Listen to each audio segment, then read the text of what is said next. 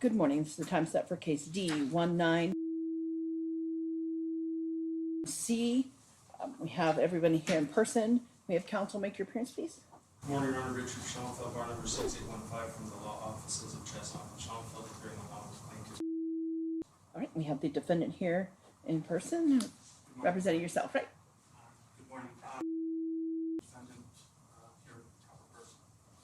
All right. So I looked at you guys also know, I looked at the appellate cases just to be sure what is pending and what is at issue. So on the cases 83865 and 83807, which are consolidated, there was a decision by the Court of Appeals, but there is a petition for review by the Supreme Court pending, and no remitter has been there. That one definitely has custody issues involved in that consolidated appeal. And then the other one is 86673. That one, technically, the only custody issue that on appeal is the order allowing travel, but it's really the other one that I have no remitter, so the court doesn't have jurisdiction over any matters that are at issue in that appeal, which include custody on that.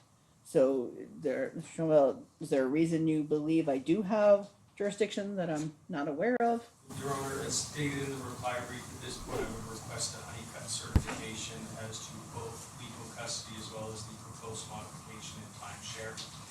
I'm hopeful that at some juncture in the near future the Supreme Court will decide. We haven't been ordered to respond to the petition for review. Historically, percentage-wise, those are rarely granted. But in the interim, we would ask for the Huneycutt certification so that if something happens quickly, we can bring it up.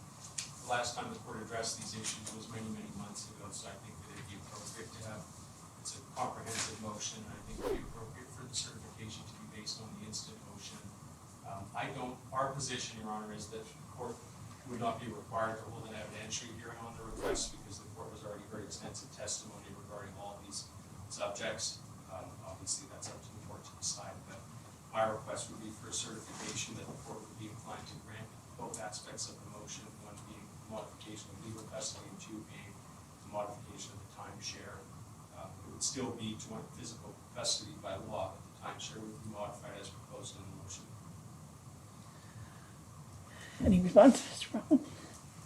So, as the court is well aware, due process requires notice and opportunity to be heard, and plaintiff's motion, or plaintiff's reply requests new relief. The plaintiff really has kind of already been granted in the form of a Huneycutt certification, and if they want to proceed on that request for relief, which was in the reply, I would ask for the right to submit an opposition to that new motion, which is in the reply brief.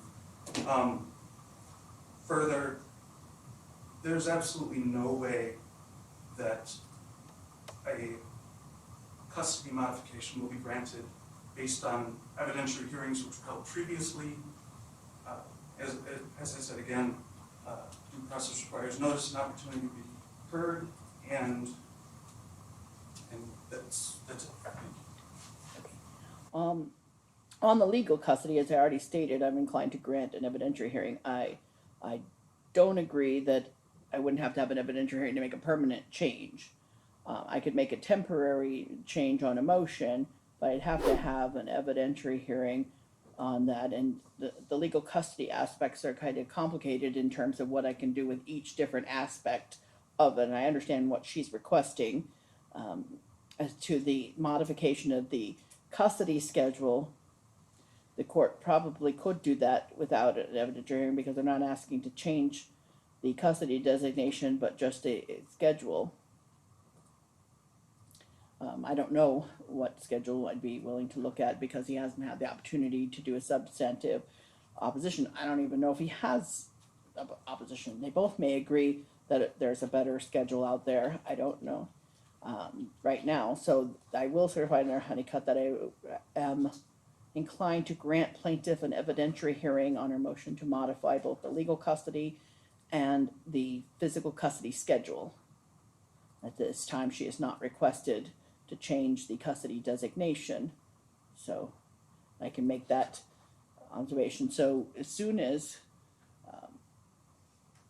we get a remitter, we can set this back on the calendar, give him time. In fact, yeah, once we see the remitter, point out, usually we see them, but if not, point that out. I'll get it back on the calendar with giving him time to do a substantive opposition to the requested relief, and then most likely set that for an evidentiary hearing on the legal custody issues.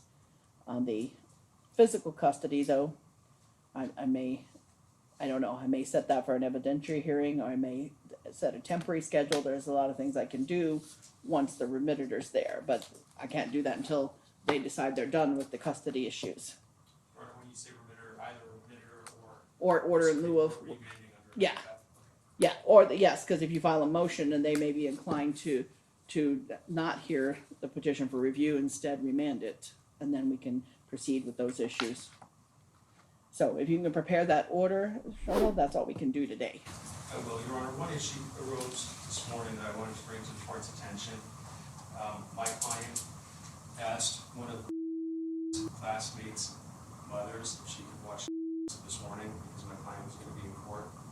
And apparently that 8-year-old communicated to that, oh, you're going to be coming over because your mom's going to be in court. My client doesn't discuss court, but as a result of that, asked, what do you mean you're going to court?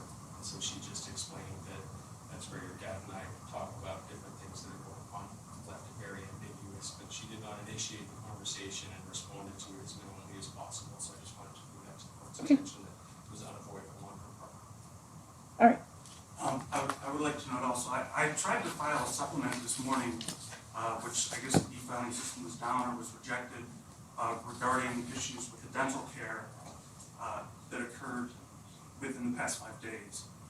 Basically, I returned to the dentist and the plan that we thought was covering was lapsed again. Okay. Well, I guess I'm just you guys are going to have to pay that out. The order is clear on that already. But if you guys don't have dental coverage, you're going to have to pay that out of pocket. Right. Because neither one of you are employed with somebody who provides you health insurance that covers those things. You're both self-employed. So, and neither one of you have it. You don't have it. You can't complain about her not having dental coverage because you don't have it either, right? Well, but Mom had purchased a plan for last year that she gave in until the court would cover the next exam. Okay, And well, stuff for the next year, and it didn't exist. okay. Then you guys are going to have to pay out of pocket. That's what that costs. Thank you. There's a dispute as to the facts of that, but Okay, but I mean, the order's clear, so I don't have to do anything on that. Okay, maybe it's better if I put that stuff in writing and reserve the right to file a motion for Huneycutt relief as well. I'm trying to think. Or it could be. That is simply enforcement of an existing order, so I don't think that would be covered under that. Either one of you could bring the issue of dental and the expense of it back before the court, I think. Okay. That is just enforcing the existing orders. If you want to modify the existing orders, then that would be subject to me not having jurisdiction, but I have jurisdiction to enforce the existing orders. So if there's a problem with the payment, I mean, we've gone over this issue enough. I think both of you know where I stand with that. So Okay, understood, yes. the best you guys can cooperate, the better. Thank you. have a good day. Thank you.